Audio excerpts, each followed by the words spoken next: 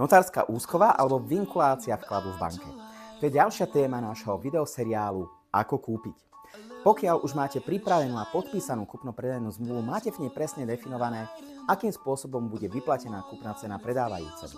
Tu sú dve možnosti. V prípade, že je to hotovostná platba, je tam konkrétny postup, a v prípade, že je to v kombinácii s hypotekárnym úverom, tam je ten postup trochu iný. V prípade, že sa bavíme o hotovostnej platbe, kupujúci chce mať istotu, že bude vlastníkom nehnuteľnosti a predávajúci, že dostane všetky svoje peniaze.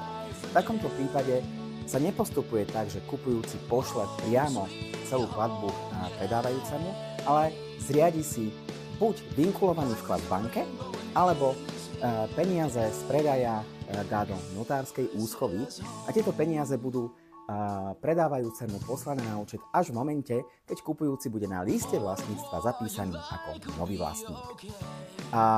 Či ísť do notárskej úschovy alebo do vinkulácie? V princípe rieši sa to vždy od prípadu k prípadu, ale vo všeobecnosti skôr odporúčame tú vinkuláciu v banke, nakoľko je táto služba spoplatnená, ale je oveľa nižšia ako v prípade notárskej úschovy.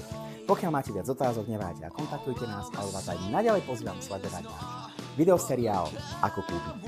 Home, sweet home, yeah.